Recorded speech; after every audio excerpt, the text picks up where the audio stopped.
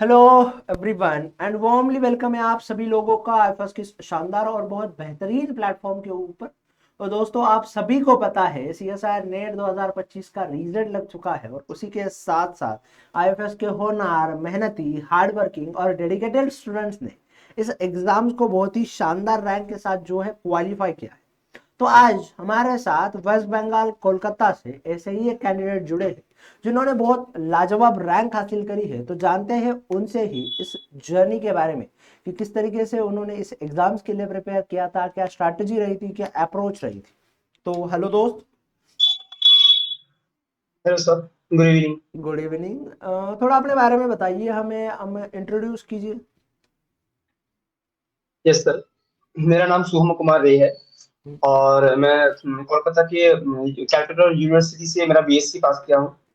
और फिर MIT university से एमएससी पास आउट हूँ। और एमएससी के बाद ही मेरा प्लान था कि सीएसआई नेट जेआरएफ के लिए प्रिपेयर करूँ।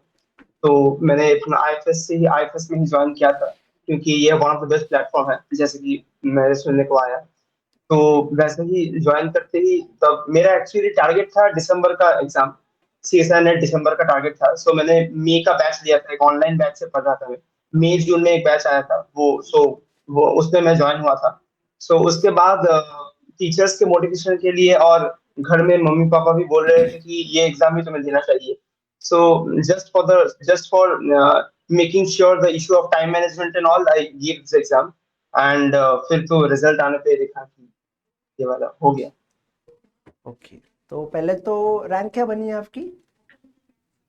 Rank AIS 70। ओके, तो पहले तो आपको पूरे आईएफएस फैमिली की तरफ से कॉन्ग्रेचुलेट करना चाहूंगा, बहुत ही शानदार और थैंक यू लाजवाब सर। रैंक हासिल थैंक यू करी सर। है। Thank you sir. ठीक। अब मुझे ये बताइए कि कब मन में आया था कि इस एग्जाम्स के लिए पढ़े और क्यों आया था? सर देखिए, आया तो था लेकिन सबसे पहले बताना चाहता हूँ कब आया था। बीएससी के दिनों से ही चाहता था कि बायोलॉजी में कुछ कंट्रीब्यूट करूँ। लेकिन एक्चुअली सीएसआई नेट एग्जाम के बारे में तो नॉलेज हुआ तो एमएससी के बाद नहीं हुआ कि इस एग्जाम को प्रिपेयर करना चाहिए। इस एग्जाम से ही रिसर्च फील्ड और प्रोफेसर के फील्ड में जा सकता हूँ। तो तब से ही मन में था कि अगर ये एग्जाम क्वालिफाई हो जाए तो एलिजिबल हो सकता हूँ इसके लिए। तो तभी से एमएससी के दिनों से थोड़ा थोड़ा थ्योरी को ब्रश अप करने लगा और एमएससी के बाद से अच्छे से प्रिपरेशन लेने का प्लान किया। बहुत बढ़िया दोस्त। और ऐसा क्या है, मतलब जब भी मैं देखता हूँ तो अब हम बाकी लोगों की जब बात करते हैं, बाकी बच्चों की बात करते हैं, तो आपके नॉर्थ साइड जो भी है वो थोड़ा ज़्यादा गवर्नमेंट एग्जाम्स की तरफ हमें देखने को मिलता है इंटरेस्ट, चाहे वो यूपीएससी हो या स्टेट पीएससी हो। तो आपने क्यों सीएसआई नेट को चुना था? क्योंकि मेरा शुरू से इंटरेस्ट बायोलॉजी में ही है। हालांकि मेरे कई दोस्त गवर्नमेंट एग्जाम की भी प्रिपरेशन ले रहे हैं, हाँ। लेकिन मेरा लाइन ऑफ थॉट कभी भी उसके तरफ नहीं था कि गवर्नमेंट एग्जाम के लिए पढूं। ऑब्वियसली वो भी बहुत प्रेस्टिजियस काम है, लेकिन मेरे को बायोलॉजी आता है थोड़ा बहुत, जितना भी आता है। ओके, तो जितना बायोलॉजी आता है तो आपने उसमें से एग्जाम को क्वालिफाई कर लिया। अब मुझे ये बताओ दोस्त कि क्या रूटीन रहता था जब से एग्जाम्स के लिए प्रिपेयर करना शुरू कर दिया? क्या रूटीन फॉलो करते थे आप, किस तरीके से पढ़ते थे? वैसे पर्सनली मेरा रूटीन बनाने का बहुत कोशिश किया टू बी ऑनेस्ट, लेकिन मेरे से कोई भी रूटीन फॉलो नहीं होता था। तो हाँ। अगर एक दिन भी, अगर मानिए कि हम एक वीक का प्लान बनाए कुछ कि इस वीक में ये करना है एकदम रूटीन बना के, हम्म। और अगर वो फेल हो जाता था ना किसी भी कारण से, like I am a very social person, like social responsibility भी बहुत है, तो फैमिली रिस्पॉन्सिबिलिटी भी है। सो अगर एक दो दिन भी उसमें लैग हो जाता था तो उसके चक्कर में उसका टेंशन को लेके फिर बाकी दिन भी पढ़ाई नहीं होता था कि वो दिन वेस्ट हो गया तो उसको कैसे मेकअप करे, जो प्लान बनाया था वो तो नहीं होगा अब। हम्म। सो वैसे मैं प्लान बनाना ही छोड़ दिया कुछ। हम्म। जब मेरा मन में आता था, जो आता था वही को कंप्लीट करता था। ओके, बहुत बढ़िया दोस्त।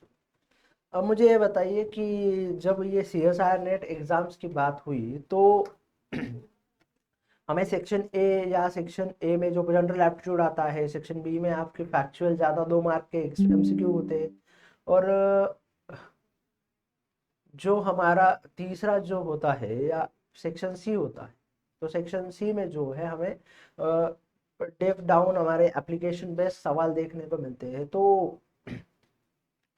आपने किस तरीके से प्रिपेयर किया था? जनरल एप्टीट्यूड के लिए कैसे प्रिपेयर किया, सेक्शन बी के लिए कैसे प्रिपेयर किया, सेक्शन सी के लिए कैसे प्रिपेयर किया था? सर टू बी ऑनेस्ट, जैसे कि मैंने इंटरव्यू के पहले में ही बताया कि मेरा टारगेट था दिसंबर का एग्जाम था। सो वैसे तो मैंने ज्वाइन किया आईएफएस को in the month of June, June starting और मई के एंड में समझ लीजिए। हम्म। तो उसके बाद जुलाई में जो एग्जाम था मैंने सिर्फ यूं ही दिया था देखने के लिए कि कितना प्रिपरेशन होता है, क्योंकि जो आईएफएस का 7 डे स्ट्रेटेजी 30 डे स्ट्रेटेजी जो निकला था ना, हाँ। वो 7 डे स्ट्रेटेजी का वीडियो देखा था। तो वहां पर केसी सर इतना मोटिवेट किए थे स्टूडेंट लोगों को जो भी पढ़ रहे थे आईएफएस से, कि आपका अगर एक भी दो भी तीन भी यूनिट प्रिपेयर हो 13 में से, तो आप फिर भी आप जाके एग्जाम दीजिए, देखिए कि क्या होता है, आपका कहाँ खड़े हैं आप। तो वो एक बहुत बढ़िया बात बोले थे कि अगर आपको एक समझिए कि एक शादी के मेनू जैसा है सीएसआई नेट का एग्जाम का क्वेश्चन। तो आपको पहले भी कोई स्वादिष्ट खाना नहीं मिल सकता है, लेकिन आपको ढूंढ के वो सवाल ढूंढना पड़ेगा। ये परीक्षा में सवाल आपको ढूंढ के निकालना पड़ेगा कि कहाँ पर आपका आपका पसंदीदा सवाल कहाँ पर है। सबके पसंद का सवाल वहां पर है, जिसका जो जो भी यूनिट प्रिपरेशन हुआ है। तो मैं तो जुलाई 28 को एग्जाम था। तो तब तक जितना यूनिट वो लोग पढ़ाए थे 4-5, तो उनमें से 3-4 यूनिट देख पाया था। तो वो बहुत टफ था मेरे लिए कि सब देख जाने को, क्योंकि मेरा प्रिपरेशन उतना नहीं था। तो उस मोमेंट में थोड़ा सा एप्टीट्यूड जितना पढ़ाया गया था, एप्टीट्यूड कंप्लीट हो गया था, एप्टीट्यूड देख के गया, और जितना भी 4-5 यूनिट हुआ था उसको ही ब्रश अप करके गया था कि अगर कुछ भी आज जितना हो सके करके आऊंगा। तो यही प्लानिंग था सारा, और टाइम मैनेजमेंट अच्छे से करने का कोशिश किया। ओके, तो टाइम मैनेजमेंट और बाकी सारी चीज़ों से जो है फायदा देखने को मिला। बस। ओके। अब मेरा और एक सवाल है कि ये जो वास्ट सिलेबस है उसके लिए कैसे प्रिपेयर किया फिर? हाँ सर। ये जो हमें सीएसआर नेट का सिलेबस देखने को मिलता है उसके लिए प्रिपरेशंस की क्या अप्रोच थी? तो जैसे कि मैंने बताया मेरा टारगेट था तो दिसंबर का एग्जाम, तो मैंने पूरा सिलेबस टारगेट नहीं कर पाया। मैं सिर्फ 4-5 यूनिट को ही देख के जा सका। उसका पीवाईक्यू जितना था, उसका प्रीवियस क्वेश्चन जितना भी था, तब आईएफएस के ऐप में जो संडे टेस्ट होता था, और एवरी लेक्चर के बाद जो डीपीपी होता था, वो सब ही मेरा टारगेट था। ओके, बहुत बढ़िया दोस्त, बहुत शानदार। और मैं आपसे ये सवाल करना चाहूँगा कि ये सारे यूनिट में से या जितने पढ़े थे उन यूनिट में से कौन सी पसंदीदा यूनिट रही थी? क्योंकि मेरा बीएससी बायोकेमिस्ट्री से है, सो बायोकेमिस्ट्री तो मेरा पसंदीदा एक यूनिट था ही, और उसके ऊपर मॉलिक्यूलर बायोलॉजी भी बहुत पसंद है। ओके। और ऐसा कौन सा यूनिट लगा है कि नहीं यार इस यूनिट्स को नहीं पढ़ सकते, ये थोड़ा ज़्यादा ही कॉम्प्लिकेटेड है, कॉम्प्लेक्स है? मुझे वैसे कि शुरू से ही इकोलॉजी इवोल्यूशन में कोई इंटरेस्ट नहीं है वैसे, सो वही मुझको थोड़ा टफ लगता है, इकोलॉजी इवोल्यूशन। और जो यूनिट 9 है डाइवर्सिटी का, तो वही सब थोड़ा टफ लगता है। ओके दोस्त, बहुत बढ़िया। और जो आगे आने वाले फ्यूचर एस्पिरेंट्स है जो इन आगे वाला दिसंबर वाला एग्जाम देंगे, तो उनके लिए क्या सलाह रहेगी तुम्हारी, क्या बताना चाहोगे उन बच्चों के लिए? सर एक ही चीज बताना चाहूंगा कि प्रिपरेशन अच्छे से करते रहना चाहिए। और सबसे exam exam point of view से सबसे इंपॉर्टेंट बात है कि टाइम मैनेजमेंट। आप किस तरह से एग्जाम को अप्रोच ले रहे हो। भले ही आपका प्रिपरेशन 13 में से 4 यूनिट है कि 5 यूनिट है, जैसे कि मेरा भी था, मैं तो 3-4 यूनिट सिर्फ देख के गया था। जैसे कि कुछ भी अगर आ जाए अच्छे से, कितना प्रिपरेशन मेरा हुआ है। एग्जाम हॉल टेम्परामेंट में रियलिटी में एग्जाम हॉल टेम्परामेंट चेक करने गया था अपना, कि कैसे मैं प्रेशर को हैंडल कर सकूं। तो फर्स्ट ऑफ ऑल प्रिपरेशन तो होना ही चाहिए एब्सोल्युटली। प्रिपरेशन के बाद भी जो नेसेसरी है, एग्जाम हॉल में कैसे आप प्रेशर को हैंडल कर सकते हो, कैसे टाइम मैनेज कर सकते हो। अगर आपको क्वेश्चन नहीं भी आ रहा है तब भी आप डर के अगर वहीं पे स्टॉप हो गए, तो आपका एग्जाम वैसे नहीं जाएगा जैसे कि आप एक्सपेक्ट करेंगे। सो आपको आपका पसंदीदा क्वेश्चन जरूर मिलेगा, आपको पेशेंट रहना है।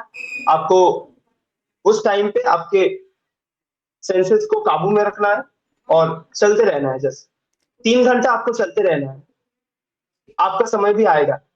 चलिए, बहुत अच्छा। और आपका क्या प्लान है अब आगे का? सर अब तो या पीएचडी और या प्रोफेसर की लाइन में जाना चाहता हूँ। चलिए, So thank you so much for sharing your experience, your journey, and your strategy with us. Thank you, and thank you once again, and wishing you very all the best from my side. Thank you, sir.